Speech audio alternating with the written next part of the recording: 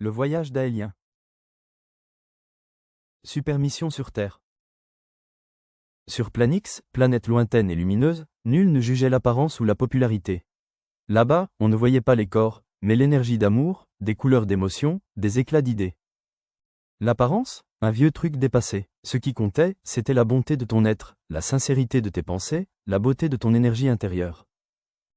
Aélien, jeune planixien à l'esprit curieux et pétillante, vibrait plus fort que les autres. Il avait ce feu en lui, cette envie de comprendre ce qu'il y avait au-delà des frontières de leur planète. Un jour, il fut choisi pour une mission exceptionnelle, voyager vers d'autres mondes pour capter leurs intelligences, comprendre leur peuple et rapporter ses découvertes à la grande conscience. Son vaisseau, un cocon doux et silencieux, fendit l'espace, guidé par l'intuition et la lumière. Après un long voyage, il arriva près d'une petite planète bleue et verte, la Terre. Dès qu'il activa ses capteurs, un choc énergétique le traversa. Ce qu'il ressentit n'avait aucun sens. Sur cette planète, les vibrations étaient chaotiques. Des auras confuses, sombres, désaccordées. Et surtout, une chose incroyable. Les humains ne semblaient même pas sentir leurs propres énergies, même quand elles étaient destructrices. Chapitre 2, le mystère terrestre. Aélien observait le monde avec fascination et tristesse. Il vit un couple se disputer. Extérieurement, ils souriaient encore. Intérieurement, leurs énergies s'entrechoquaient, rouges de colère, grises de rancune. Sur Planix, un tel conflit aurait déclenché une pause, une méditation, une réconciliation. Ici, ça continuait, comme si personne ne sentait rien. Pourtant il voyait la tristesse les affaiblir. Puis il aperçut une adolescente. Elle semblait vouloir se transformer à tout prix. Piercing, tatouage, tenue criarde. Mais à l'intérieur, une personnalité vacillante, teintée d'insécurité et de manque d'estime. Aélien se demanda pourquoi elle cherchait à changer son corps plutôt que de soigner ce qui l'habitait vraiment, son potentiel intérieur. Mais le plus bouleversant fut cette scène, un homme riche, bien habillé qui marchait à grandes enjambées. Il croisa un SDF, recroquevillé sur le trottoir, en état de solitude profonde. L'homme passa sans un regard. Rien. Sur Planix, une telle détresse aurait immédiatement éveillé une réponse collective de protection. Ici sur Terre, silence, ignorance, indifférence. Aélien retourna à son vaisseau, le cœur lourd. Il comprenait que sa mission allait bien au-delà de l'observation. Chapitre 3, devenir comme Isaac. Changer l'extérieur pour agir à l'intérieur. Aélien prit une décision, il allait s'incarner, se fondre parmi les terriens.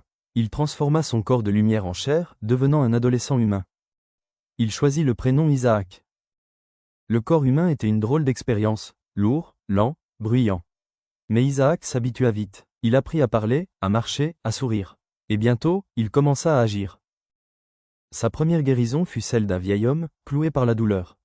Une simple imposition des mains, et l'énergie circula. Le vieil homme retrouva sa mobilité. Il pleura, émerveillé. Puis vinrent d'autres rencontres. Un homme au cœur brisé. Une jeune femme marquée par la violence. Isaac offrait un apaisement que la terre avait oublié. Mais très vite, il vit la limite, il pouvait apaiser, mais pas transformer les cœurs fermés. Ceux qui ne voulaient pas changer, rien ne pouvait les forcer. Chapitre 4, l'épreuve. Isaac était devenu une légende urbaine, le guérisseur mystérieux. Des foules venaient, avides de miracles. Mais une fois soulagés, la plupart retournaient à leurs habitudes.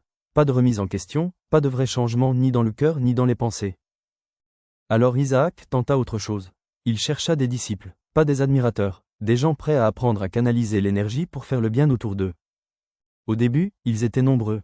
Puis Isaac leur parla de détachement, de service, de don de soi. Un à un, ils partirent. Trop durs, trop différents. Pire encore, son message dérangea ceux qui contrôlaient la société, politiques, financiers, marchands de peur. Un monde où les gens se libéraient de l'ego? Impensable. Alors ils le traînèrent dans la boue. Isaac devint un danger public. Les accusations pleuvaient, les menaces aussi. Il dut fuir. Il avait semé la lumière, mais récoltait l'ombre. Il dut accepter que parfois, l'amour revienne sous forme de haine. Chapitre 5, la graine.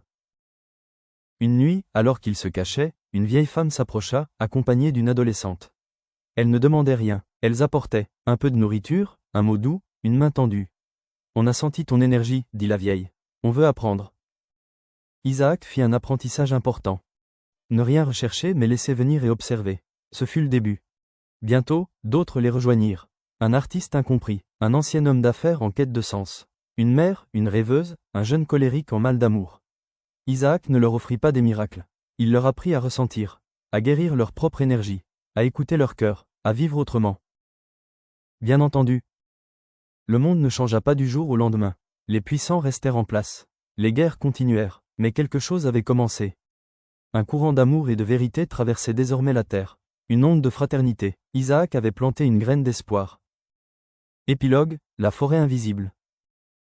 Rappelez-vous, tout avait commencé par le désir des liens. Les humains de bonne volonté commencèrent à l'écouter. Isaac n'avait pas échoué, il avait semé. Et dans l'ombre des villes, derrière le bruit des écrans, la nouvelle énergie d'amour et de fraternité circulait. Des graines, de plus en plus nombreuses, commencèrent à pousser. Silencieuses, persistantes, vivantes. Peut-être, elles feraient naître une forêt. Et toi, es-tu prêt, toi aussi, à construire le monde dont tu rêves? Qu'est-ce que tu feras, toi, pour qu'il devienne réel? Merci.